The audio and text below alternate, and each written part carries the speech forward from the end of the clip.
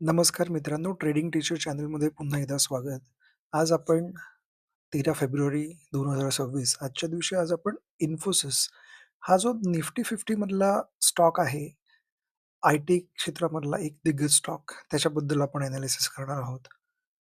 बऱ्याच वेळा आपण असं म्हटलं जातं, "अरे आपण शेअर मार्केटमध्ये, स्टॉक मार्केटमध्ये खूप लेट एंट्री केली आपण."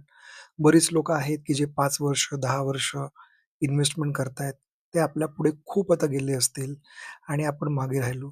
तर मित्रांनो, या समजातून बाहेर येण्यासाठी आजचं हे एनालिसिस तुम्हाला खूप उपयोगी पडेल. कसं असतं इन्व्हेस्टमेंट लवकर आणि उशिरा असा समज न करता वाईजली करणं फार महत्वाचं आहे.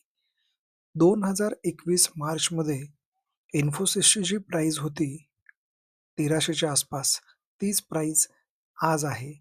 आजची कॅन्डल जिथे क्लोज झाली आहे, तिथे तीच प्राईस आहे. म्हणजेच काय, तर 2021 मध्ये फेब्रुवारी-मार्च या मंथमध्ये ज्यांनी इन्व्हेस्टमेंट केली असेल, त्यांची इन्व्हेस्टमेंट आजही तिथेच तेवढीच दिसेल. याच्यामध्ये फक्त 2 फॅक्टर्स वेगळे होऊ शकतात, की त्यांना जर काही डिव्हिडंड मिळाला असेल किंवा स्टॉक स्प्लिट झाला असेल, तर ती क्वांटिटी वाढून तो एक त्यांचा फायदा होईल. हे 2 फायदे जर सोडले, तर इन्व्हेस्टमेंट ही तेवढीच आहे आजही त्यांची. त्याचा कॅपिटल जे त्यांनी डिप्लॉय केलंय, ते तितकंच आहे. म्हणूनच मित्रांनो, माझा भर जास्त असतो, की तुम्ही स्विंग ट्रेडिंग करा. स्विंग ट्रेडिंग केल्याने काय होतं, असं झालंय का, की इन्फोसिसची प्राइस जी काही 1200-1300 होती 5-6 वर्षापूर्वी तिथेच राहिली? नाहीये. ती 1700-1800 पर्यंत पोहोचून परत 1200-1300 अशा एका चॅनलमध्ये ती फिरत राहिली. मग आपल्याला कसं कळणार, की ती 1200 आणि 1700, 1800 याच रेंजमध्ये फिरते. तर आपण एक एनालिसिस केलं मागच्या 5-6 वर्षापूर्वीचं. आज जी बॉटम प्राइस आलेली आहे, म्हणजे फॉर एक्झाम्पल 1 हप्ता इन्फोसिस किंवा आय-टी शेअर्स काही न्यूजमुळे, जिओपॉलिटिकल इश्यूजमुळे, तर हे सगळे जे आता खाली पडतायत. तर मग मी अभ्यास केला, की आत्ता आपण याला बाय करू शकतो का? याच्यामध्ये काय पॅटर्न आलाय? तर तेव्हा असं दिसलं, एक छान स्विंग त्याच्यामध्ये होत गेलेलं आहे आणि ज्या वेळेस ज्यांनी त्या स्विंगच्या लोअर साइडला म्हणजे सपोर्ट साइडला, सपोर्टच्या प्राइसला ज्यांनी बाय केलं असेल आणि रेझिस्टन्सच्या इथे ज्यांनी विकलं असेल, ते नक्कीच प्रॉफिटमध्ये असतील. स्विंग ट्रेडिंगमध्ये आपण काय करायचं आहे, की समजा आपण तो 1300 चा एक स्टॉक घेतला होता, काही लाख रुपयाचा घेतला असेल, त्यांच्या आपापल्या कॅपिटल डिप्लॉयमेंट प्रमाणे. तर त्याची प्राईस ही आत्ता पण तेवढीच आहे. मग आपल्याला काय फायदा? तर म्हणूनच मग काय करायचं, प्रत्येक वेळी आपण हा असा अभ्यास करायचा आणि आज त्या अभ्यासावरतीच असं निष्कर्ष मी असं सांगेन, की मित्रांनो जर स्विंग ट्रेडिंग केलं, तर आपल्याला माहीत नाही की तो किती वर जाणार आहे आणि किती खाली जाणार आहे. तर बेसिक गोष्टी आपण अशा पाळल्या, की आपण 20% आपलं प्रॉफिट आलं, की आपण तो स्टॉक सेल आउट करायचा आणि परत तो जेव्हा त्याच्यावरती डेली बुलिश कॅन्डल जेव्हा फॉर्म होईल, एक चांगला फॉल नंतर, तेव्हा तो परत बाय करायचा.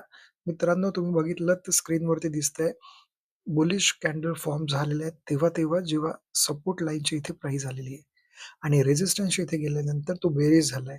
तर त्यावेळेस आपण जर विकला असता, तर आपल्याला अशा बऱ्याच अपॉर्च्युनिटी मिळाल्या असत्या. हा आपला डेचा आत्ता सध्या स्क्रीनवर दिसतोय तो डेली कॅन्डल पॅटर्न आहे. हाच मी तुम्हाला वीकली आणि मंथली अगोदर दाखवला. तर सेम पॅटर्नमध्ये स्टॉक चाललाय. तर मित्रांनो, कधीही मार्केटमध्ये लेट आपली एंट्री किंवा आपण खूप उशिरा आलोय असं मनामध्ये बिलकुल न आणता तुम्ही आजच याच्यामध्ये सुरुवात करा आणि जर इन्फोसिसने तुम्हाला सुरुवात करायची असेल फॉर एक्झाम्पल, तर आज मार्केट क्लोज होताना खूप सुंदर त्याने एक बुलिश कॅन्डल फॉर्म करण्याचा प्रयत्न केला आहे आणि तो त्याच्या सपोर्ट लेव्हलला आज आहे. जो मंथली, इयरली, वीकली असा जो सपोर्ट होता, त्या सपोर्टलाच तिथे म्हणजे 2021 पासून जो सपोर्ट होता, तिथेच आज प्राईस आली आहे. तर तुम्ही त्याला पॉझिटिव्हली तुमच्या ज्या काही इन्व्हेस्टमेंट असेल, त्याच्यामध्ये तुम्ही ॲड करू शकता. फक्त तुम्ही ऑब्झर्व्ह करा. कसं असतं, हा सगळा प्रोबॅबिलिटीचा स्टडी असतो, की असं झाल्यानंतर असं होईल. समजा आता आपण इथे एक प्रोबॅबिलिटी चांगली दिसते, की इतका तो फॉल झाल्यानंतर तुम्हाला एक छान प्राईज मिळाली तर या प्राईजला तुम्ही बाय करा. मग तुम्ही बाय करताना सगळी अमाउंट एकाच वेळेस बाय न करता जे काही इन्व्हेस्टमेंट असेल त्याचे 10 भाग करायचे आणि तो प्रत्येक भाग तेव्हाच बाय करायचा जेव्हा तो स्टॉक खूप छान फॉल झाल्यानंतर डेली टाईम फ्रेममध्ये जेव्हा तो छान बुलिश कॅन्डल फॉर्म झाला असेल, त्यावेळेस तो बाय करायचा. म्हणजे काय होतं, की आपल्या वेगवेगळ्या प्राईसला आपली बायिंग होऊन आपली एव्हरेज प्राईस ही ऑल्वेज जो स्टॉक चालू असतो त्याच्यामध्ये प्रॉफिटेबल राहते. मित्रांनो, स्टेडीली आणि कन्सिस्टंटली तुम्ही इन्व्हेस्टमेंट करा. Thank you so much.